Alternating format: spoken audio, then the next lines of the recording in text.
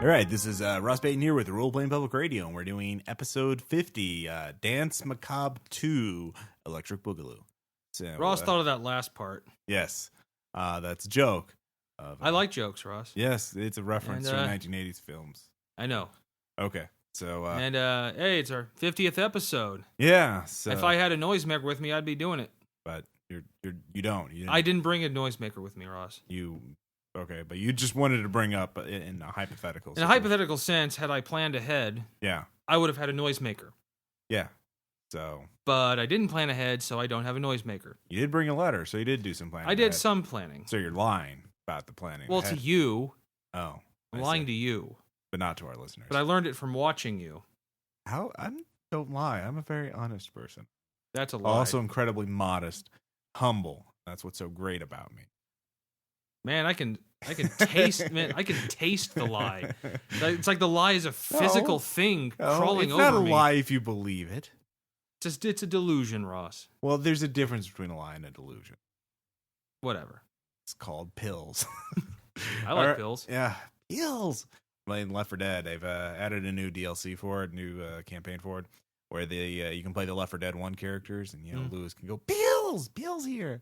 Oh no, pills. Yes. Much to everyone's joy and amusement. See what happens when you don't get your pills. I know, things go crazy. Of course, I've been playing on modded servers where it's 20 players, and it's just Ross can't just play the game. It's just madness. It is ridiculous, and it's kind of silly. You're ridiculous. Not much news for this episode. We are, of course, chugging along, producing all kinds of great stuff for you guys. Actual plays. We've been doing Dark Sun a lot, and we have some stuff in the works. We're not quite ready to talk about it. Well, I do have one thing that's on the verge of being announced, and that's going to be our next New World PDF ransom project. And this one is going to be about the ruins of Lemuria, ancient world. Or the idea is, ancient continent, sunken continent. Ross's creditors are banging on his door, so he needs to to scratch again. Yes. And by creditors, I mean I don't mean a loan shark at all. It will break my leg. No, that would be silly. That would be ridiculous. Ross. So, but if he's in your house, you can shoot him. Okay. Well, I don't have a gun, Tom. I can hook you up. Well, okay. Anyway, yes, because we're in America and everyone needs guns. America. We the Ruins of Lemuria is going to be focusing on the hidden world, the lost continent kind of tropes of science fiction and fantasy. Atlantis, Mu, Lemuria, and all this other stuff. Secret of Mana, if you played that, is I have, yes. So kind of tapping into that whole vibe, those tropes, as they are wont to be called. And providing materials so you can run your own. It's going to be more like the Goblin Hulk in the sense that it's going to be more open-ended and usable in any kind of D&D campaign. The material we're going for, it's not going to be specifically tied to the New World, unlike the New World Primer and the Codex of War, which are pretty specific to the New World. I mean, you don't really... a war between colonists and natives isn't really applicable in, say, Forgotten Realms. Well, I guess you could. You can do a war between natives and an invading force wherever. Yeah, but you kind of have to set up for it. I mean, like the Goblin Hulk, the goblins just show up and start fucking everyone's shit up. They say, "Hey guys, we're goblins." Yeah, basically. We're going to fuck your shit up. So, that's going to be I'm working on the outline right now. When I get the outline done, we'll do another episode to promote it. The announcement of the Kickstarter and all that other fun stuff. But that support Ross's money habit. Everyone, actually, I was not the only one. Ian, Patrick, and Cody, they all got paid for that. So all support other people's money habits too. Yes, money habits, Tom. That's you have an addiction, man. Addiction to money, yes. Yeah, unlike you. Bitch about how you overpaid for the hotel in Gen Con. No, I bitch because I didn't have to pay that much. And I too am addicted to money. Okay. And like all capitalists. Oh my god, the horror. Anyway. Fight the system. So we're going to be talking about horror this episode. Again. It's October. Halloween's around the corner. And we haven't talked about horror in a while, really. It's not since episode Well, off 22, and on 20. in most episodes, Well, but we not haven't but not as an actual topic. Yeah, I mean, in passing, we haven't really talked about it, Tom. I mean, we've been talking about we focus on topics. I mean, it's really been and we haven't really done much since episode 22, 23. I mean, really. So we're gonna do all about horror this episode. It's gonna be talking about types of games. In particular, I want to look through it through the lens that Stephen King wrote a good book called Danse, Macabre. And it's about horror, and Stephen King knows a little bit about horror. I've heard he's written a couple of stories. He's written a couple of stories, a couple of film books, paper, doorstops. I think there's a movie too. No, never. No, he's too underground. Maybe half of you've heard of him, right? Well, I don't know. I mean, he's writing about Maine, and that's not a scary state. Yeah, no, with its isolation and its foreboding forests and it's rugged terrain. It's like Disneyland, really. Yeah, no, it's so warm and cozy and inviting. Yeah. Anyway, Stephen King in Danse Macabre divides horror into 3 separate elements or types of horror, and they are terror, horror, and revulsion. Now, revulsion's obviously the easiest one to describe. That's the gag field of baby fetuses. Well, yeah, the gag reflex, the oh my god, this is super gross. Goat say 2 girls, 1 cup. All that stuff. Which you are intimately familiar with. Well, most people on the internet are. I have not seen 2 girls, 1 cup. Well, you are sheltered, Tom. I am. Yeah. Anyway, and you call yourself how can you look yourself in the mirror, man? God. Hey, I look in the mirror, you know what I see? Someone who hasn't seen 2 girls, 1 cup? Reflection perfection. What does that even mean? It means your mirror works? It means your mirror's not broken? Is that No, it means that the mirror world I stare into every time I look in the mirror seems awesome. Oh, I see. But you can't read anything there because the letters are all backwards. No, it's one of those things, man. Anyways, and then horror, which is what Stephen King used to describe the shock value The booga booga. The booga booga horror films, especially those marketed towards teens, which is to say most of them are really good about that. The da da da buh, kind or of thing. Or like as soon as the kid and the teenager in this movie starts backing up without looking behind him, like, he's behind you, he's behind you, he's behind you, he's behind you. Yeah. Oh, he's behind you. Yeah. Well, and then there's terror, which is actually sort of the one you should go for, the one that's more about building up the suspense, and it's the moments before the monster's revealed, or that the person's about to be killed. It's the that is sort of the dread realization that something really terrible is going to happen, and that's kind of what you're trying to go for. Now the thing is, in horror stories, in fiction, you can go for all 3 values or types of horror, but in tabletop RPGs, I don't really think you can go for at least horror in the sense of shock. You can't really do a booga booga unless you actually leap from the table suddenly, and that gets old really fast. Yeah, you could pull that off once, maybe every 10 sessions, and without people starting to throw things at you. And you told me that you can do revulsion, but that's kind of cheap. Yeah, and really that's just kind of, that's creepy. That makes you feel uncomfortable, not like it doesn't scare you. I don't know about you, but that's how I feel about it. So depends on how it's done, and a little revulsion's good. Yeah, I think. Well, a little bit. Again, you mentioned that dead fetuses. That's going way too far. Actually, I watched Cannibal Holocaust not long ago. Oh, really? You finally watched that? I decided, I better break down and see this. And okay, but you haven't seen 2 girls, 1 cup. No. Okay. So, what did you think of Cannibal Holocaust? I will say, I didn't. It wasn't actually the cannibalism stuff or the murders of the camera crew that really got me. It was more the fetus. Actually, that's one scene that did. Well, spoiler alert.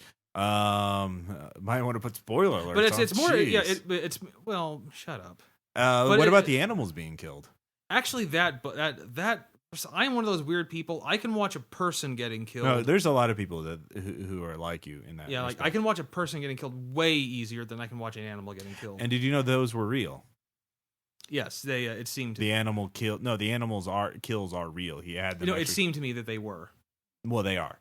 No, I didn't know for sure, but it sure as hell looked. Well, now you know for sure. I do know for that sure. turtle was killed. Mm-hmm. Anyway, so yeah, that revulsion goes a long way, and Cannibal Holocaust is of course a perfect example of that. At least out of pre-internet horror, Yeah. Obviously, with Goatse and Two Girls One Cup, although they're not really trying to be horror, they're just like we're going to show you some filthy shit. So the question then becomes, how do you, now that you know the trope you're going for, right? Well, the type of horror, the terror. How do you invoke that terror? How do you make your game scarier? And we've gone over a lot of stuff, but I'd like to just sort of focus about 3 areas. I think if you really focus on, you can really improve the make your game scarier. And in short, there are sort of like ambiguous information, and that means not a total lack of information, but not enough information to really fill in the picture. Then there's a lack of total control, which again means you have the players have some control, but not enough.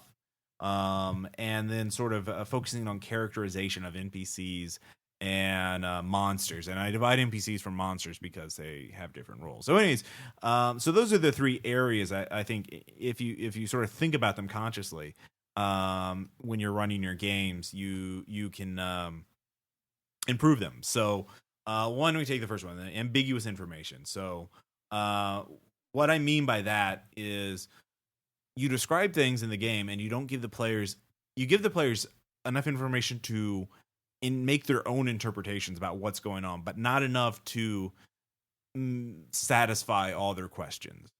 And so, and I mentioned this before, like in general, like you describe the monster in vague terms rather than specifically giving it, oh, well, he has a chitinous shell, he's 6.5 feet tall, it weighs 285 pounds, it has a wingspan of 22 feet. So like judging by the size of the wingspan, probably has a flying speed of about 35 miles per hour. Pretty good maneuver. I'd say pretty good maneuverability, possible hovering, and judging from the smell coming from him, he has a diet of blah blah blah blah blah. So what you do is, again, you describe it as the winged thing crashes through the door and screeches at you in a pitch that your ears can barely perceive, yet causes you intense pain. Its great and terrible claws destroy the door in a matter of seconds. What do you do? And the Slender Man's another good example. Yeah, of the that. Slender Man. Yeah, again, you can describe him, but you're never gonna know exactly what the hell is going on. The Slender Man's a good example. Like I know in our pre-show talk, to prep for this, you mentioned, like how you didn't have enough information in the Slender Man game to really figure out what was going on until very late in the game, and even then, we never had the whole story. Right. So how did that? I mean, from your perspective, like what was the information you were desperately trying to figure out, or where did the lack of information or? Well, I think the thing we knew, we pretty much gathered the right amount of time that he's kidnapping people and he uses recorded medium to move about and to look in on the world. What we still didn't know is, why is he taking people? What happens to them after they're gone? Which we then eventually figured out, but we found out where they go. We still don't know why, and I don't think we ever really truly figured that out of why he's doing it. Which and these are questions it's be great to know, but certainly by no means do you need to know them. Right. And the thing is, the players will come up with their own interpretations for it. So or their own theories about what's happening. And depending on what the players think of, if he's doing it because he's utterly lonely where he is. Yeah. One player might start having a twinge of sympathy for him, while another one's like, he's just a twisted freak, man, we got to kill him. Right. Well, I mean, did you come up with your own theories about what was going on, or did you? My own theories. My theory was that he was just pissed off that he suffered this fate, and he's not going to suffer it alone. Okay. So I always had a very malevolent view of him. All right. Did some of the other players? I mean, I don't remember if players had more sympathetic views of him. I don't know. Aaron was in that one, I know. Yeah. He was always just more get the children out. Yeah. Do the heroic thing. Always do the heroic thing. Right. Well, that's our Aaron. So. Yeah, I know. But I don't really think he was thinking too much of the. he wasn't thinking of the Slender Man's motives. His was just, this is the monster that's trying to stop us from rescuing the children, or what's put the children in harm's way. Therefore, that's all I need to know. Right. But I remember you also mentioned like the camera shop scene in the Slender Man game. And that one I kind of think, I loved that scene primarily because this goes to another point we're going to mention too. But in that scene, I had no idea what was going on. In fact, in that one, the camera shop was the character. Yeah. Or in that case, the monster. Yeah. It was just the camera shop. And I didn't know what the hell was going on. Even right now, I still don't know what was going on, unless it was just another, I'm going to freak you out again. Boom. Yeah. That's another thing is, horror a lot is about irrationality.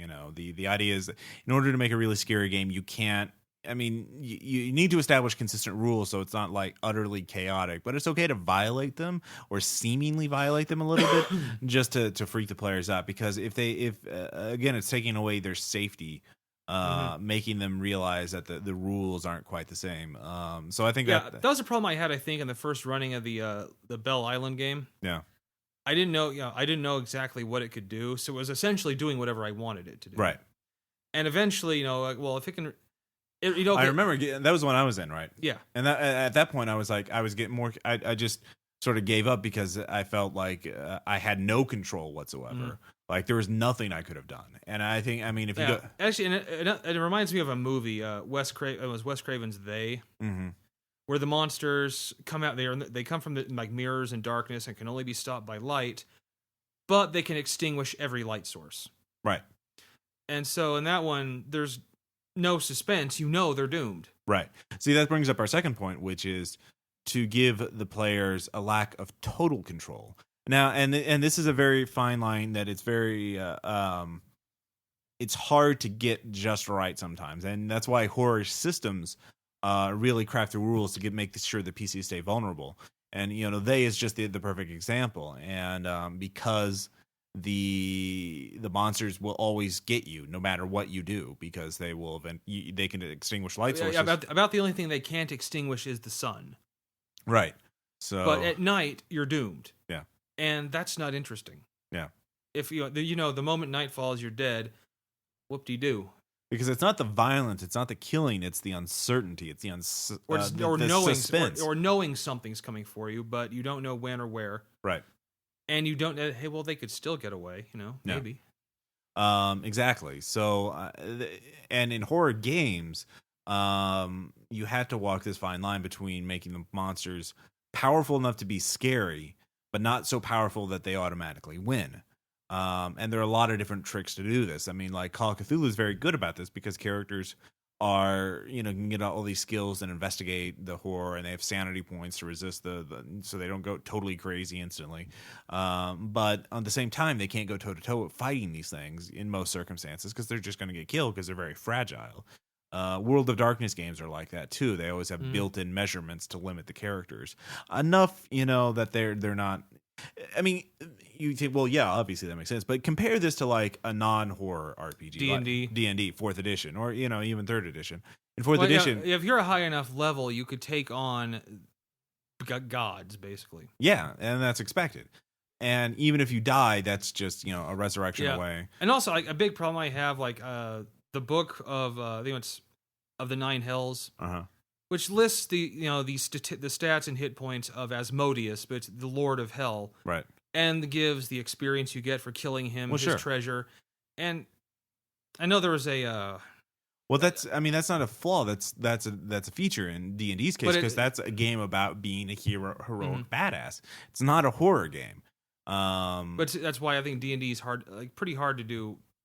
Well, you could do it as horror. You could, but it's difficult. Like, look at the one successful setting that they did it in, Ravenloft. They had Ravenloft Dread power checks, so if you did evil things, you became corrupted and evil and mutated. The monsters, the Ravenloft lords were pretty much the domain lords. Were pretty much indestructible. They could only be killed by certain things, and there were a lot. And like magic didn't work the same. Holy spells and paladins were like instantly attacked by undead. They just like you're like kill me now. I'm radiating holiness. Big neon sign like I'm a paladin. Kill me. Yeah. So there's that, and so in that case it could, and because they limited the character's control. They didn't have nearly as much control in Ravenloft as they did in other settings. but even modern systems, like look at Cyberpunk, characters are badasses. They can, wipe out, armies. Like a whole hotel room full of Yeah. corporate thugs and guards. And So it'd be very hard to do to invoke suspense. No, Ross, that was horror.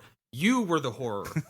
You were the horror in that game. You were the one where you do just over grenade. I must kill the Yakuza, but no, John, you are no Major Laser. You are the killer. You are the monster. I think my favorite is still just you go into the main corporate guy, his hands steepled. You are like grenade. Yeah. Next room. So I'm not going to talk to this guy. Yeah. No. Why would I? No, he is a bag of meat, and I will cook this meat. Exactly. So again, it's walking a fine line between giving them too much and too little control. If you give them too little control, they give up. If you give them too much control, it's not scary. And so aside from the system, picking the right system, there are a lot of tricks you can do to limit them by. For one thing, I like doing is limiting the amount of information they have, which again goes back to ambiguous information. Is players like, okay, the monsters. You can hear the monster on the other side of the door. It's battering down the door. You've seen glimpses of it. It's a big winged thing. What do you do? There's like a little bit of fluid seeping in under the door. Right. And what usually happens in a game is the player will want to know everything. I mean, you've seen this, Tom. I mean, I have. Yeah, I mean, Aaron's pretty bad at it. Well, a lot of players, they just they want to know how thick the door is, how big the room is, what's everything in it, what the exits are in it, I mentioned this before. Yeah. My friend Andy was in an action game with me, and he was in like a hotel penthouse with a bar. He wanted to know all the liquors that were in that bar. Right. They want to just be able to stop time, like it's a fucking video game, and be able to just look at everything they can do and then come up with a very detailed, complex plan. And to a certain degree, I let them do this because usually their characters are more competent, think quicker on their feet, and have better information than the player does. Mm-hmm. But after a certain point, especially in horror games, I shut them down. I'm saying, no, you don't have time to figure this out. It's almost through the door. Yeah, you don't have time. You have to give me a decision because you don't have any time. You don't know anything else. What are you going to do?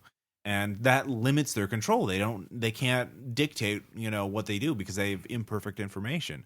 And so that raises suspense because then they're like, oh shit, I'm going to make a decision and it could be the wrong decision. I could be making, I didn't realize that, that fluid is kerosene and throwing, an incendiary grenade at the door is a bad idea. Or I didn't know that Shoggoths were immune to bullets. Yeah, exactly. Or I didn't know it was a Shoggoth, I thought it was something else. So that suspense, again, that's going to raise tension. That's what's going to, scare the players when he's like, what the fuck is going on? But again, you got to ease off too at a certain point. You can't do that every single time. I know I've mentioned this many times, is that horror games in particular are very rhythmic. You have to have establish a very good rhythm in, you build up, you ease off, you build up, you ease off, and then you just go totally overwhelm them and then just totally slack off. I mean, you have to be, it's very chaotic. It's a very fluid thing. And I think in the Candle Code game, I think I got that pretty well. I don't know. You tell me. Yeah, no, you did. It strikes me as, we all start off, we have this tape, we go to watch it. Yeah. It's creepy, but nothing really creepy happens while we're watching it. It's after we're done watching it. When, they see the guy hanging outside the house, breaking the window. Then of course, he attacks us, but then he's gone. So then it pretty much goes to the next morning where, all right, well, we go about our lives and then Then during that next day, oh, whoa, something else happens. Yeah. And that's kind of freaky, weird shit, but eventually it goes away and it's pretty much, hit him, back off, but just a little further every time. Yeah. And then of course when you broke out the damn Calliope music, and that was the second session, but yeah.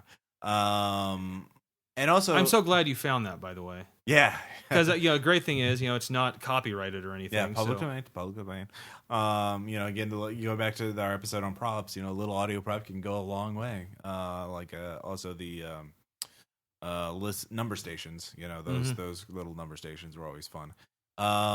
So again, by doing that, you're forced to react to it. You can really dictate the time. Compare this to like a D&D game, a dungeon crawl, where the players get to say, all right, we're going in the dungeon at this time. We're fighting this in this room. We're taking out this trap. And then we're we're kind of damaged. We need to retreat and go back to the inn and heal up. they have control over the timing of the situation. Does it? I'm getting it. And also, damage is not a problem. There's always means around that. Well, in D&D, I mean, the damage is a problem if you go down to the negatives in a fight. Like you found out in the last Dark Session. Yes, game. I did. So no spoilers there though. Yeah. You'll just have to wait and see, or wait. But in D&D, like hit points can be healed, right? Especially in 4th Ed with healing surges, right?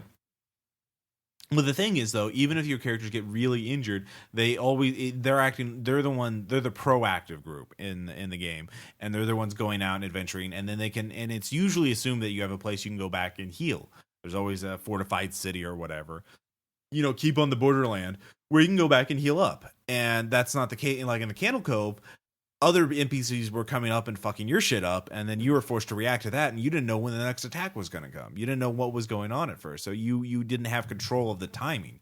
You didn't have the momentum, as they would say in military thing. You didn't have the momentum going, or the initiative. The initiative, sorry. So that again, that's a lack of control. You didn't fully control the situation. You were reacting, not acting. So, but we still had control. We can control what we did.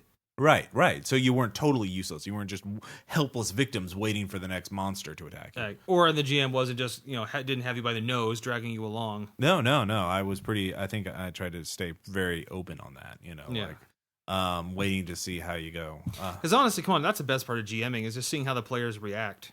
Yeah, no, that's true. I mean, because no matter what you think of, you're like, they're going to think of some shit that's way better than what you had. Well, not always, but it's always it's not usually what you expect, and that's a great thing about it. I know we're off topic here, but well, it's something we've said many times on RPPR, but that's a great thing. So it's important. We say it so much because it's true. And if you heard it on RPPR, it must be true. It is the Ross and I, we have faces. We have honest faces. I am so honest. Only my humility is greater than my honesty, and I'm really one humble motherfucker. And, I'm the most humble motherfucker ever. And I'm a billionaire. No, you're not. Yes, I am. No, that would make... You can't say that, Tom. I mean, nobody's going to believe you in that, I mean, and it makes my statement sound less accurate, So, and I don't want people to come up with the wrong impression. I'm so fucking humble. Anyways. Oh, look at you over there. I know. Characterization of NPCs and monsters. Now, this is really important in horror games too, because again, players have to really get into it. They have to really want to be involved in these things. And great monsters are always very unique, and they have a presence. They don't necessarily have a personality. I mean, Jason Voorhees doesn't have a personality, but he's kind of this elemental force that just you got to run away from. And he has his own sound, his unique sound. Exactly, it goes into the presence again. So but also the NPCs, like the average people, that they have to be they can't be safe and helpful and just nice and be like, you have to there can't be any safe places for the players to go. Totally safe places. Or there could be seemingly safe places. Well, again, yeah, but then you trick them and they're like, that's the monster's lair. Like the Bates Motel. Right, exactly. So like in bringing up Candle Cove again, because that seems one more, or Slender Man. I mean, what in particular, like what characterizations did you really like jumped out at you? Or, well, I think one was the owner of Fiddler's Green.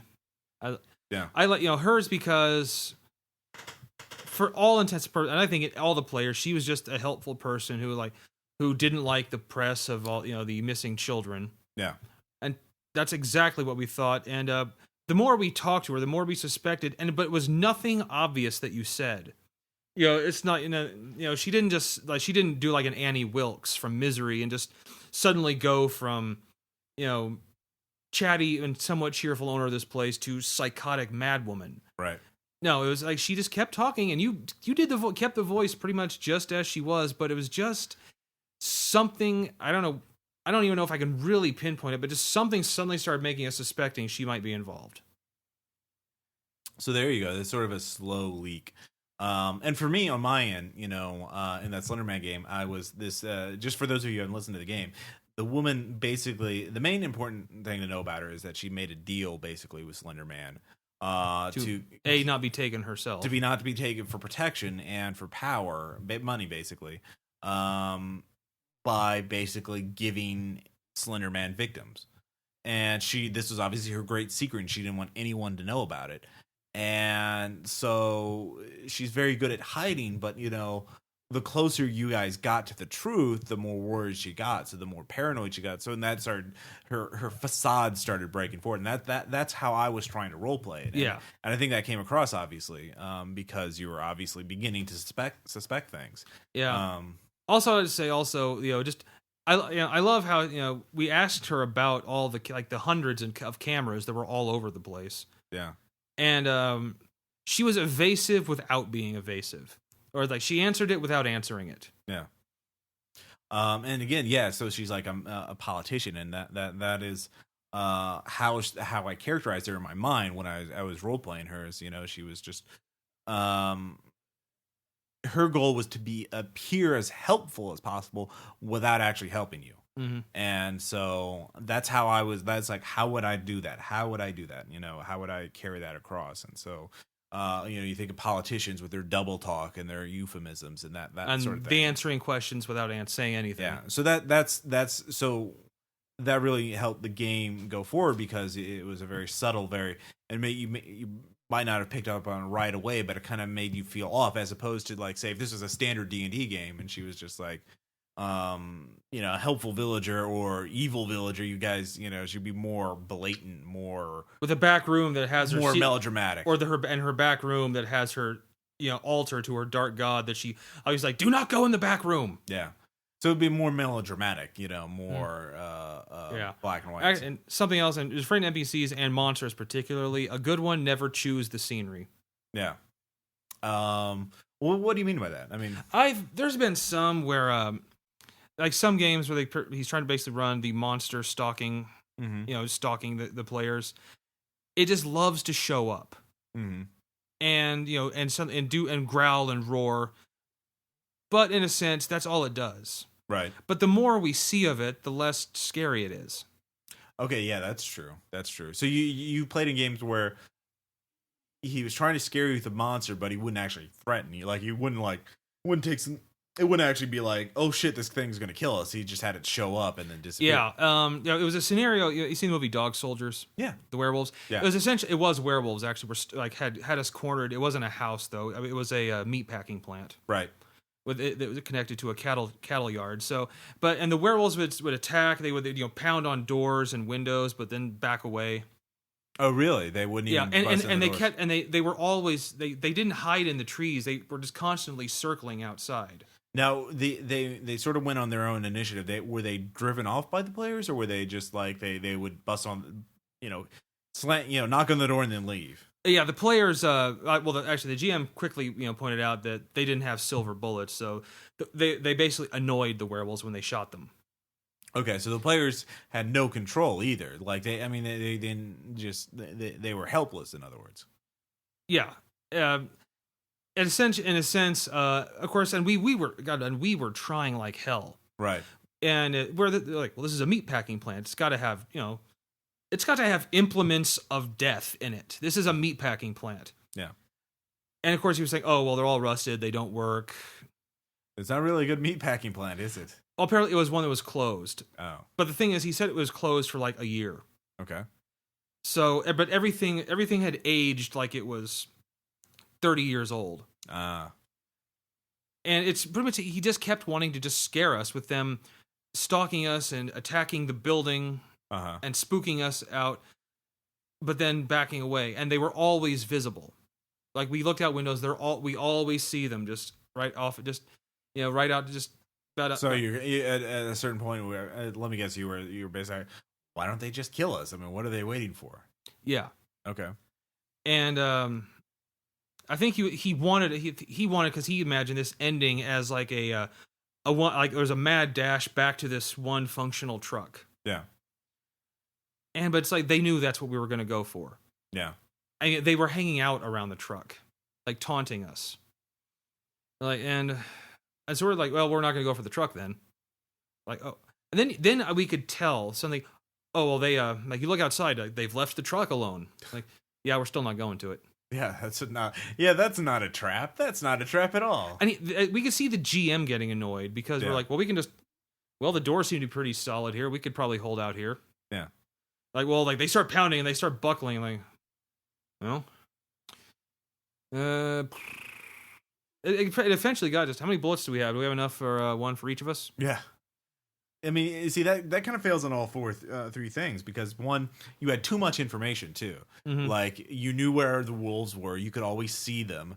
So there wasn't like, where the fuck are the werewolves? They're like, they're right there. Yeah. So, I mean, I could see, like, off the woods, like, some glowing eyes that just ran off suddenly. Right.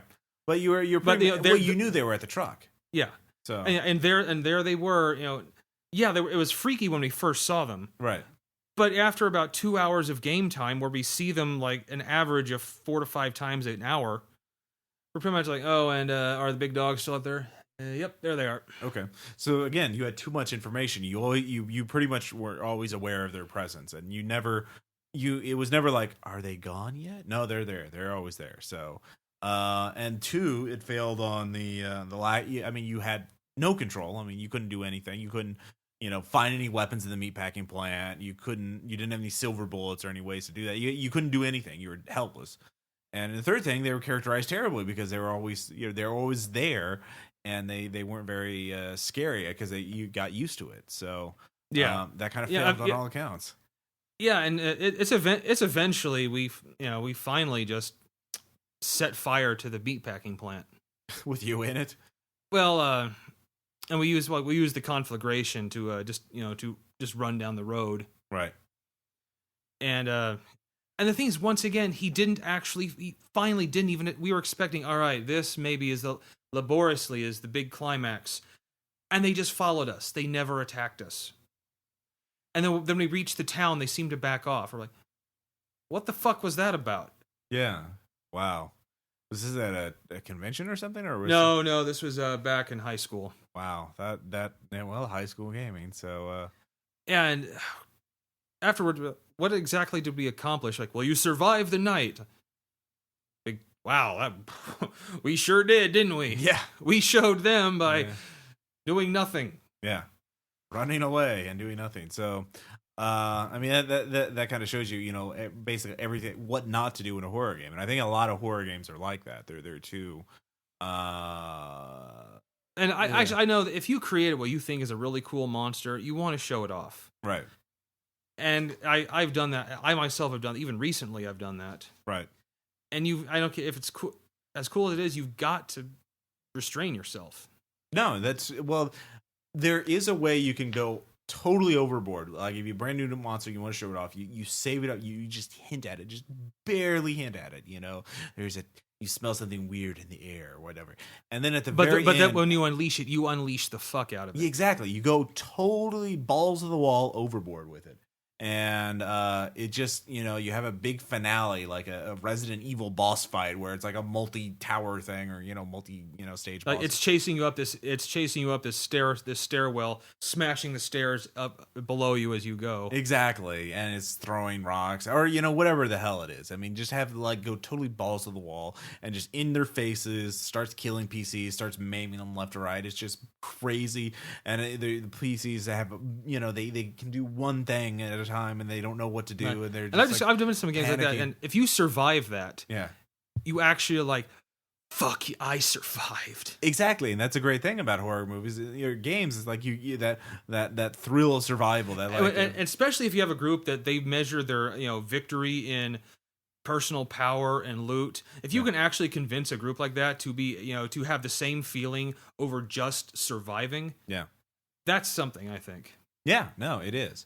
And I was present in a group where that happened. Oh yeah, where some of the players. This was actually the days just after high school. Yeah, it was I think it was Sean was running a World of Darkness game, and there were some players there who had only ever played D&D, and that's what they were used to. But he ran, I forget exactly, it was vampires. Yeah, and it was also a Fomori werewolf. Right.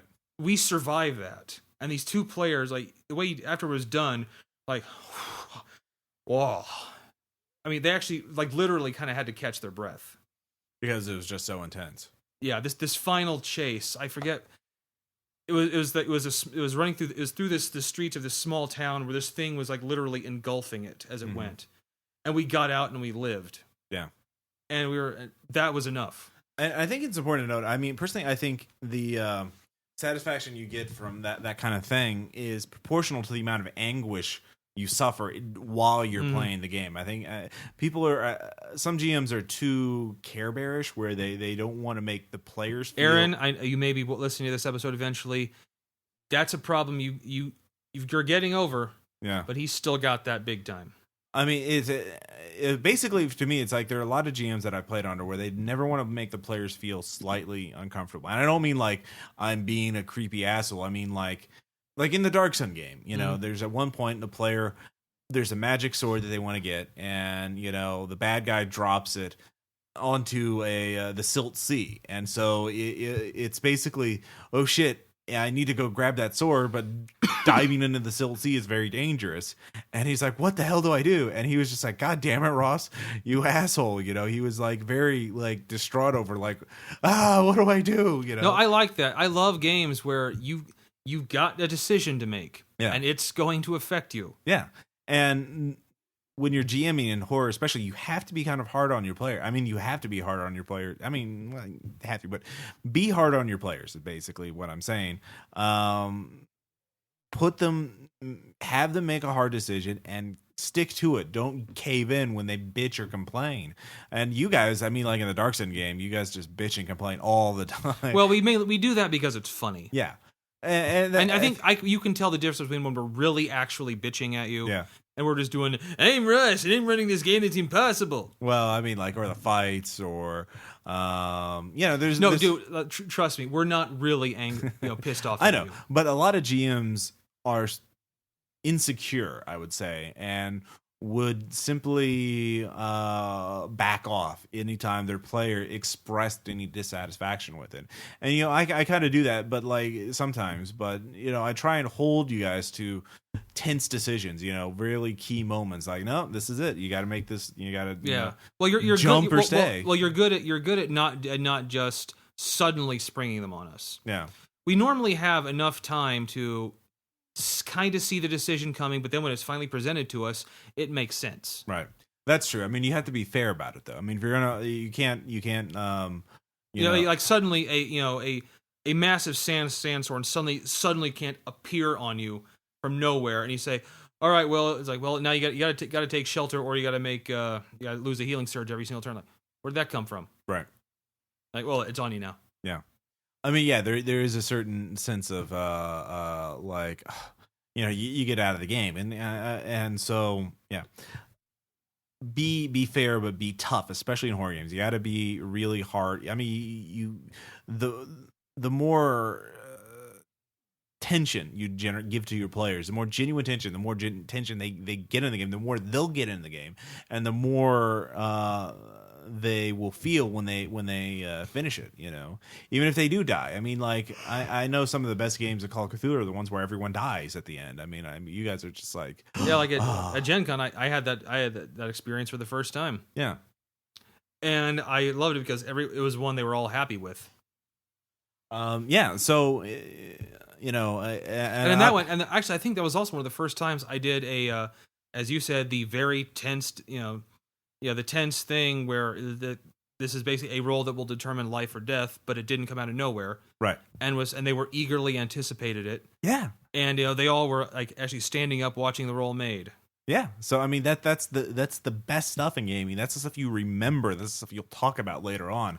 And horror games are very good about that because again, your characters are sort of built to not have much control, and so it's very unlike D&D. It's a lot harder to get a D&D character to be die on a single roll. I mean, in previous editions, yeah, but like in 4th edition and 3rd edition too, characters just had a lot more. Yeah. The Beholder could do ways to survive stuff. So, especially if they had time to prepare. So, yeah, I think that kind of summarizes some of the things I've been thinking about lately. Well, there was one thing you mentioned. We're talking about characterization of NPCs and monsters. You were talking about you mentioned something about the movie House of Wax. Like I mentioned like Freddy Krueger and Jason Voorhees and Norman Bates as being like cinematic, having presences. They're very like, okay. Now in House of Wax, I have a story to tell about this the remake, too. the 2000, the remake with Paris Hilton. Yes, I have a funny story I want to tell. But first, I'll say there were in that movie there were two killers. They're basically like Siamese twins separated at birth who were connected by the head, essentially. And, there was one guy that was just this normal looking guy and then there's another guy that had a wax mask on. The guy with the wax mask had an inkling of presence because he was all, perfectly quiet. Kind of the Jason Voorhees thing, but didn't nearly have Jason Voorhees' presence. But they were just utterly forgettable killers. Despite, they did some gory, horrific stuff, but who gives a shit? Right. So, okay. So yeah, that's kind of the counter to that. You want to be Norman Bates. You want to be Jason Voorhees. You don't want to be the House of Wax dudes. And or anything from any of the other slasher movies that came out in the 90s and 80s. Really, the 80s is really the golden era of the slasher. I mean, if we were talking about cinema history, Tom. My Bloody Valentine. Yeah. Just a lot of... Maniac is, I think, 78. But anyways, very late 70s, early into the 80s. Yeah, or one character, I think the tall man had a really good presence from Phantasm. Oh, yeah. No. Which is kind of, I think, why reason that movie's so memorable. Mm-hmm. And actually, I think even worse than House of Wax would be Silent Night, Deadly Night, the third one, where he's just doesn't even wear a suit. He's going to like garbage day. Oh yeah, yeah. So that's kind of the opposite of what you want to go for in games. Yeah, or My Bloody Valentine. Yeah, I haven't even seen that, but I know that. But it's in 3D. Well, not the remake, the original. Mm-hmm. You didn't even know there was a original. I didn't care. Oh. I couldn't possibly give a crap enough of that. Anyway, so that's sort of some of our thinking about horror games. Okay. I do have to say something about House of Wax, though. Yeah. When I went to go see it, okay, I saw it in the theater because there was me, my friend David, two other people, and in the front row was this 90-year-old woman, and she was there just watching the whole thing, eating popcorn, drinking soda. We stayed a little long to see if there's anything after the credits. We do that. So did she. And as we were leaving, she got up, walked by us, and said, "Well, that wasn't quite as good as the Vinnie Price version. I really liked it when that little tart bitch got killed." That was why we remembered that movie. Okay. Nothing to do with the movie, just that old lady, which she said. I turned to David. I think that might well be the coolest old lady I've ever seen. Yeah, better than a rapping granny. Yeah. Yeah, so... that I will always have that memory with that movie. Yeah, the original House of Wax is a Vincent Price movie. Pretty good, actually. You've seen it? I have. I actually watched it before I went to canon that I have not seen. Yeah, I went to go watch it before I went to go watch that one. Ooh. Just so I could compare them in my head, and really about after the first half hour, like, no comparison. Nice. Yeah, Vincent Price has presence on screen always. Yeah. No matter what he does. Have you seen? Well, I mean, have you seen every single film he's ever done? No, but every film I've seen him in, he has had that. Okay. Even in Thriller. Now he was a voice then, but yeah, even you could tell he has a very iconic voice. That's true. If you hear his voice, or his laugh particularly, you instantly know who that is. That is true. All right, so I think that kind of wraps up our thinking about horror right now. So if you're running a horror game in the next couple of weeks or whenever, think about these three areas. The ambiguous information, lack of control, and characterization of NPCs and monsters, and try and consciously focus on those areas and see if you can't run a scarier game, a more terrifying game, a more horrific game. Terrifying, because that's what Stephen King wants. Time back and do what Stephen King wants. Basically, yeah. I mean, he knows. He controls your fate. Probably. I mean, he wrote that gunslinger thing, and that's probably like the real... And the Dark Tower. That's probably the real superstructure of the universe, is the gunslinger series. Yes. I haven't read any of them, but I know they're all connected. Boogie Boogie. Yeah. All right. So next up, we have a letter from Tom. Shout outs and for our anecdote, we have a a letter from a reader from It's Australia. been a long time since we've had one of those. So I've already revealed so much in the way of embarrassing facts about me, yet I feel I have so many more to reveal to you. I guess the most difficult thing is to try to remember what I've already written letters about. I've written a kudos letter to Cthulhu. I said the word swallowing the SWAT cat's ejaculate in a letter about online gaming. I told Emperor Prosek to lay off the whole Nazi thing. I anally violated Goku's wife Chi-Chi with a gold-plated 45. I tearfully admitted to Ross that I used to lie about die rolls while at the same time not giving a religious fuck whether or not he cared. And I even wrote a love letter to the Illithids. And if you suddenly got it in your penis pump mind that I look at Illithids in a sexual way, then, well, my congratulations for knowing me that well. And in the next 50 episodes, I will reveal more juicy tabloid fodder about me, all in the name of a desperate need to be liked. So, like a poor son of a bitch flipping through my art collection, you will soon learn more about me than you wish to know. Get ready as I regale you with the tale of me playing a Mon Calamari in a Star Wars game, distracting a group of stormtroopers by having a sex sandwich with the female Jedi in our group. Recoil in horror as I tell you of the Rifts game where it is revealed that Dragon Ball Z wasn't the first time I anally violated somebody with a firearm. And so much more. Just wait, dear listeners, more filth will follow. So, Tom, you're planning to make people like you more. I think this is what they want. This is what they want, Ross. Reveal all the depravities of your mind, basically, or some of them. I don't know how many. Well, that's the most interesting part of me. Really? I think so. You have to have a better. This sounds like someone has some low sense of self-esteem. What, do you want me to talk about my kitty cats that I have? You could talk about your writing or your games or your something else, or I don't know. Well, I am in a way talking about my games. Parts of them, yeah. The X-rated parts. Tom, you don't have to be.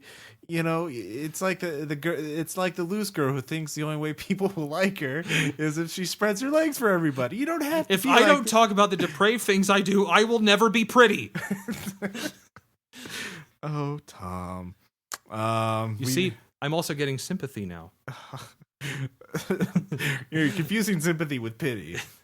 Maybe. Yeah. Maybe a little bit. But they both taste awfully good to me. Aw, poor Tom. I know, poor me. All right, so moving on, as it were, let us get on some shout-outs.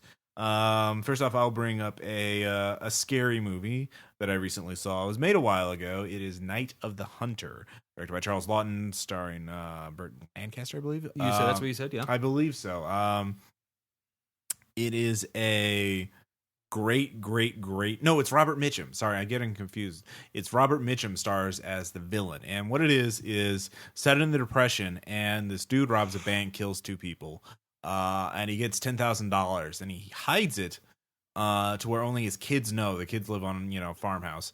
Only his kids know where the money is, and he tells everybody else he lost it. So he gets caught and executed, but before he's executed, he shares a cell with Robert Mitchum's character, who's this self-professed preacher who really, really hates women, carries around a switchblade, and has love and hate tattooed on his knuckles, and is basically the creepiest serial. He targets widows and kills them for their money. And so obviously the robber's wife is now a widow, and so he targets her, seduces her, marries her, and then tries to figure out where the money is by, interrogating the kids. And the kids, of course, instantly like, this guy is bad, fucking news. And it's kind of like a film noir. I mean, it's some people consider film noir, some people don't. But it's like film noir and a Brothers Grimm fairy tale, and like the real Brothers Grimm. Yeah, like real blood and guts. I mean, it's 50s, so there's no real blood and guts, but it's very dark. There's murder. And like if they were to make this today, the main character is trying to kill these kids and find out where the money is. I mean, it's very fucking dark, but you should watch it because one, it's a great movie. It's very unique, incredibly shot, acted. Robert Mitchum is amazing, and he's like got this presence as a villain that is just utterly unique, and it would make a hell of a game for Little Fears, Monsters and Other Childish Things, or any number of games where New World of Darkness kids imagine a game where you're kids and there's a guy chasing you because you know where the money's hidden and he's trying to kill you and he's married your mother and you're like, ah. And mom knows nothing. Yeah, mom is utterly oblivious, totally bought it, just thinks he's just a sweet preacher, blah, blah, blah, blah, blah. So anyway, and there's just so many individual scenes and elements that you could use for it that it is just a masterful movie. And it really, if you haven't seen it, it's there's a Criterion edition of it, DVD of it out there, Netflix it or whatever, and watch it because man, it is just fucking great. And it's so gameable. I mean, there's so much stuff like his character I'm going to use in a game somewhere. I mean, the Robert Mitchum's character. So,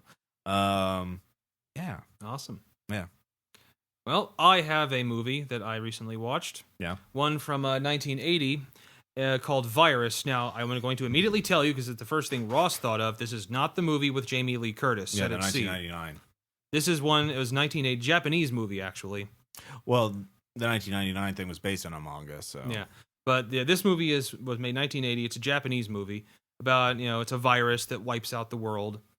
And it's this new society they're trying to build in Antarctica. And it's a Japanese movie, but it's got a lot of American actors in it. Yeah. And so some Soviet Russians and whatnot. And Sony Chiba's in it. It's directed, I looked at the Wikipedia before the thing, and it's directed by Kenji Fukusaku, who did the Battles Without Honor, Humanity, the Yakuza films that we watched. I loved. I don't know if I liked them. Did you watch all 6 of them? I watched 6. I watched 3 of them with you. Yeah, there's 6 of them. But you guys probably know him as the director of Battle Royale. So, anyways, go on. So and so this goes on. I don't know how much I'd be giving away, but yeah. Well, just post-apocalyptic, like sci-fi, like horror, sci-fi. I mean, it's more sci-fi. More sci-fi. And but there's a lot of scenes of people kind of losing their minds. Okay. Not creepy losing their minds, but just stressed out. Tragic. Yeah, tragic. And it's also kind of tragic because at this one place there's like 800 some odd survivors, but there's only like 10 females in the whole group. Ew. Yeah. That's gonna be a problem. And then of course the end is this kind of really interesting mad race. Yeah. To prevent something. Okay. Which I won't reveal. Okay. Yeah. There we go. So it's also there's 2 cuts of it. There's the American cut and the Japanese. The American cut is on YouTube. Yeah. If you can find it, watch the Japanese. It's much better. How did you watch it? I found some sites that had the Japanese, like the different Japanese scenes. Streaming. But Okay. they've probably pirated. But, yeah. Actually, they've been taken off since. But especially the ending. Yeah. I mean, the endings. Yeah, I'm not saying anything about the end. It's just the ending's longer in the Japanese version. Okay. Better. And better, much better. Okay. I have another horror movie. Since we're doing about horror, this is called Salvage. It is a British film made a couple of years ago, and it's about a single mother. Her teenage daughter shows up, and there's a lot of drama. At first, you think it's a drama film. Like the parents are divorced, and teenage daughter loves the father but hates the mother. Thank you, Dawson's Creek. Well, it's more serious than that, it's not like melodramatic like Dawson's Creek. But anyways, then suddenly soldiers show up and quarantine the town or the neighborhood, and they're like, "You stay in your homes and lock the doors." And they shoot a guy who wanders outside covered in blood and holding a butcher knife. And the single mother, when this happens, is separated from her daughter. Daughter's in the house across the street, and the mother's in her house. And she's like, I got to get to my daughter. And then it's just like, it's almost shot entirely inside a few people's houses, a very low budget thing. But it's very tense, very well acted. And it went in a different direction than I thought it was. I mean, at first, I thought it was going to be like Quarantine or Wreck. Well, no, like the Crazies. Oh, yeah. Because you see this guy covered in blood, he's babbling, and then he's shot down by soldiers, and you have black helicopters and all this other stuff. But no, it goes in a different direction. I don't want to spoil it, but it's a good, it's a good little thing. It's out on DVD. It's a decent watch. I mean, it's not like, great, but it's better than I thought it was going to be. Okay. So, and it's a horror movie, so, it's new, it's British. Go watch it. All right. If you care to. It's not Night of the Hunter. You have to see Salvage. Yeah, you can see it. If You don't have if to. you have time after you watch Night of the Hunter. Night of the Hunter is fucking great. Anyways, let's see here.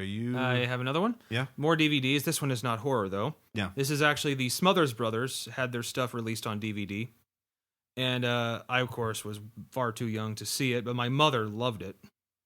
And there's a book written about it called "Dangerously Funny," which kind of really details all the battles they went through with the networks for over censorship. Because this was, this was like the late '60s, so it was very bad to say anything against the U.S. McCarthyism was still kind of fresh in everyone's head, and this show did a lot. This show did a lot of crap that for the '60s was really controversial. Like they had a lot of people that were blacklisted on there, and it's really good because you can see that for the shows that were the way they were cut, sometimes they were just cut horribly. Because it's bad cuts because they got rid of entire acts. They didn't just get rid of certain words; they just cut out the entire segment. And this one, you can see some of them restored. Nice. So it's really interesting. Cool. And it's like the entire series on DVD box set, or is it just like the first season? And I believe it went 3 seasons. They had actually renewed it for a 4th. Right. But there was after one episode in particular, they just finally canceled the show. I gotcha. Nice. So cool. Yeah, and it was canceled because of religious humor. I will just tell you that. Ooh. Yeah. It just we're more enlightened about that these days. I mean, we don't have any. That's just silly. Silliness. Anyways, actually, I want to mention a novel that I just started, but it's by my it's 4 Dragons. It's a Stargate 1 novel, and it was written by someone I've taught my script writing classes at MSU, Diana Botsford, and she was associate producer she was a producer on Terminator 2. She wrote for Star Trek Next Generation. Anyway, so I know her, and she is a very good writer, and this novel has been getting really good reviews from Stargate fans, and I've listened to her talk about it, and she's very involved in the Stargate universe. It's very interesting listening to her talk about like tie-in novels and how when she favors certain characters, some reviewers can pick up on that and others can't. Was this the one we went to the first time at Gen Con? No, this just came out this. No, I'm talking the writer. Yeah, Okay, I've met her before then. Yeah. So go out if you're a Stargate fan. Go out and get it. 4 Dragons. It's Aaron, we're talking to you. Yeah. There's some interesting stuff in there. I just started it. I got it a little while ago, but I'm kind of distracted. But I'm not like a diehard Stargate fan. I mean, I've watched a bunch of episodes, but like I'm not like I can't answer trivia contests. Don't bring it up to Aaron. Okay. Because you're going to be talking about it then. I thought he was Doctor Who is his thing. Oh no, he loves Stargate too. So it's Transformers, Doctor Who, and Stargate. And there's a bunch of other crap that I don't think you'd bring up, but if you did, you'd be talking about it. Oh, okay. All right. And then finally, one of the reasons I haven't read the novels is because I've gotten a terrible addiction of my own, a shameful habit. Ross, shame. I'm a terrible StarCraft 2 player. I've beaten the single player campaign, but I haven't even tried 1v1 on the internet because I know I would lose. Because I can't do the whole macro and micro thing, like controlling hundreds of units at the same dozens of units and maximizing my economy and all this other stuff. But I really like watching like StarCraft 2 replays with good commentary on that. And there's one guy in particular, Husky StarCraft 2 replays. He has a YouTube channel and he does really good ones in HD, so you can blow it up to full screen. It's like you're playing StarCraft. But you listen to him and you just see these top level players and you're just like, how are these 200 150 actions per minute, and you're like, what the fuck? How can you do this? How are you not? This kind of seems like this is no longer a game. No, it's a sport. I mean, like especially in Korea. It's fun. Koreans. Yeah, South Koreans. Koreans. Not North Korea. They don't have that over there. But it's kind of funny, like when he refers to certain pro players, like they're foreign if they're not Korean. They're either pro players. They're Korean or they're from somewhere else. Yeah. The foreign players are always the non-Korean ones. So Anyways, I like that. It's very entertaining. There's a lot of subscribers, so I don't really need to publicize it. But that's my shameful habit is a lot watching those. I do listen. You can mention I've watched Day 9 too. I mean, Day 9's okay, but I don't like the fact that he stops the game so much. Mm-hmm. And blah blah blah, and he has his little Ian, blog thing like, oh, I had to go to work today, and I went to school. Blah, blah. I don't care. Just show the game. Oh, he's one of those people that thinks people are interested in the minutia of his life. Yeah, well, he apparently does because he's very popular, and Day 9 did do a really fun thing where he asked his viewers to play StarCraft 2 games and only use one unit and declare that unit at the beginning of the game, and then try and win a competitive game with that. And they sent in 1,000 replays, and a few games they actually did. So it'd be like, have you ever played StarCraft 2? Do you know? Yes, I own it. Okay. So like Reapers, Stalker in a 3v3, like Reapers, Stalkers, and Roaches. That's the only units they can produce the entire game, and so they would win, and it's just like ridiculous. And so Day 9 can be fun too, but I watch more of Huskies. Also because Huskies are shorter. Like Day 9 is like an hour-long episode every day. I'm like, god damn, 12 minutes, that's good. An hour, not so much. I have one more I got to mention. Okay. And I recently thought, but it's close to Halloween. It's an anime series that I truly love. Ghost Stories. Now, let me tell you why. I mean, it's kind of, if it wasn't for one thing, it would be pretty much a kind of forgettable, spooky, haunted school type thing. It's this particular show has an English dubbing over it that is just really hilarious. Okay. I mean, the dubbing is they keep to the story. They you still know what's going on in the episode, but it just gets more and more deranged as the episodes go on, and filthier too. Is this a new series or is this it's older. I think it's early 2000s it was out. Okay. Like one in particular, like the teacher is I forget the comedian's name, but it's this comedian. Carrot. No, I forgot his name. No, it's none of these. It's a guy kind of balding, really, kind of a nerd, kind of a big. Andy Kaufman. No, Ross. John Candy. No, can I continue, please? But he's the one doing their teacher. And at one point, there's this one episode where all the kids are possessed, and they stop it finally, and all the kids are, and the teachers are finally unpossessed. They walk out, and the character looks around and he says, "Did I screw all these kids?" Okay. It's extremely just funny that way. Okay. That's why it's memorable. I see. You should check it out, Ross. I will try to. I'm just it's with a description like that, how could I not? Anyways, so that's it for our shoutouts. So for anecdote, we're just gonna do a reader letter that was sent a few days ago. Not really an anecdote, but a thing for advice. And I already emailed them back with some advice, but I'd like you guys to... Dear RPPR podcast crew, first let me congratulate you on the wonderful work you've done with RPPR and wish you the best of luck in future endeavors. Thank you. I'm a huge fan, and my love for your podcast and your actual plays has only increased since it proved to be the key asset in convincing my fiance to take up role-playing as a hobby. So, I know, right? We're just that great. I write to you seeking advice. Let me give you my situation. I am an Australian gamer hailing from Melbourne. Blech. I can't. Melbourne, Ross. Yeah, Melbourne. It's not hard. I know. I'm just retarded. The role-playing scene in Australia is fairly active. I never have to worry about finding someone to talk shop with. Because of Melbourne's relatively tiny population, 4 million, which is not... Let me tell you about where we're from. Yeah, Springfield has 200,000 people? 153,000. Yeah. And 4 million, and Melbourne is a major city. Our entire country only has 22 million. Again, it's more than... the state we live in has 5 million. That was 6. 5 or 6. Yeah. The gaming scene is generally tightly interlaced.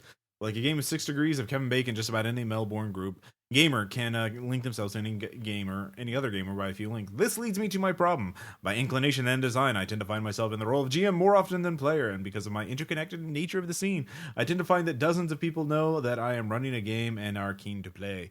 Many of these players are close friends, and it's always an agonizing process debating who can and who can't join the game. In my current game, I'm looking at 7 regular players with another 5 on and off gamers who may or may not make it to any given game session, as if this was not enough of a challenge. That's my own art. I see. Yeah. Challenge. My group plays with the weekend in mind. In the last 2 sessions, I have GM for a cumulative 21 hours with 12 players between 2 sessions. Holy balls! I feel like I am hanging on by the seat of my pants. Any attempts to plan out in advance where the group could go is fruitless. Genocides, training giant ants, and Mad Max-esque expeditions. That 3 times fast into an unending wasteland are already examples of where the group has taken the game. I won't lie, I'm still having fun. Very important. Mm-hmm. And as far as I can tell, so is the group. I just need some advice on how to handle these marathons of gaming. Thanks and kind regards, Joshua. Well, thank you, Joshua. That is not a problem I have had. I don't know about you, Ross. Conventions. Well, conventions, yeah. Gen Con, that's ridiculous. But that's not a regular thing for you. I mean, yeah, not having 12 players, no, but like GMing a lot and not getting to play. I mean, that is something. And running multiple games. Well, I mean, I'll tell what I emailed them back, but first, why don't you take a crack at it? What would you suggest? Well, it's been I don't know. I would actually at one point start to say, am I gaming too much? Right. I would really truly just ask myself that question. Because anything for a really long period of time is bad, even stuff you enjoy. Like heroin. Believe it or not, there are side effects. Who knew? I can't get through the needles. I'm a pussy when it comes to that. Cocaine. That's good. Well, even cocaine. Yeah, that has side effects. It doesn't smell very good, but Anyways, that's not the smell. Go on. Thank you, Ross. But yeah, if you decide, mainly if you're still having fun, that's the primary criteria of what you're doing. First, if ever that stops, then you really need to start thinking, maybe I shouldn't be doing this that much. But as long as you're still having fun, but racking your brain, it's okay. It's okay to use stuff you've already used. Just get you can do the chase through a desert. Just make it a little different. Yeah. Instead of Lord Humongous chasing you, it's Jason Voorhees. Right. Same guy, another guy with a hockey mask, but a little different. Yeah. And most of the time, if you run it well, your players are still gonna enjoy it. Yeah. Or ask them what they would like to do. Yeah. And especially if you have a group that big, you're gonna get a lot of ideas. Yeah. I mean, I did mention that my main thing that I suggested, and he emailed back and said that that's what he was going to do, is that with a group that big, I would look for some way to structure the campaign to split the game off into 2 related campaigns. Like, my example was set up a campaign where the idea is that you have to get a MacGuffin, and there's Team A and Team B. And they're friendly rivals, but they're not, going to kill each other, but they are rivals. So they're both chasing after each other. Run Team A on day A and run Team B on day B, Saturday and Sunday, or Friday and Saturday, depending on what you want to do. Right. But split it into 2 groups, and that way it becomes more manageable. I mean, never run for more than 6 players. I mean, like, 7 or 8 players maybe at most. I mean, like, for a one shot is okay. But you're seeing our group, when we have like 4 or 5, we often just send into it's very the larger chaos. the group is, the more they're chaotic. Another thing is to try and do things more efficiently. I mentioned keep an eye on like how your group spend time. So the large group, they tend to get distracted more. They tend to be more harder for them, longer to come up with simple decisions. I just think, goddamn, 12 players, you'd almost need military discipline. Right. Well, to keep them focused. So do things like, I would ban distractions from the table. Like, no fucking laptops. Well, yeah, no laptops, no cell phones, no mobile gaming devices, especially no TV on in the background. I mean, mood music but only that you can control. Food I would limit too. Like snacks and things like that are okay, but like don't have distracting food, and by that I mean like have something that's spread out, and he's got like Chinese, and it's like three bowls or pizza. Pizza, like if it's away and they can grab one slice and come back, that's okay. But like if it's on the table, then it's a big distraction. Nobody's really focused on that. Or the Red Robin Tower of Onion Rings. Call out their side chatter, their table chatter where they're talking at the side and blah blah blah, and you're just like, yeah, shut up, shut the fuck up, stop talking about Doctor Who or whatever. So that's a or Blackest Night. Yeah. That's been over for a while. That joke fine. is Brightest dead. Day. Nobody's talking about that, Tom, because nobody cares. They will. Cody hasn't been talking about it, and Cody and Aaron haven't been talking about it. That was what I was. Well, they sit apart. Well, or Jason. Jason doesn't care. Jason cares. No, he doesn't. About comics.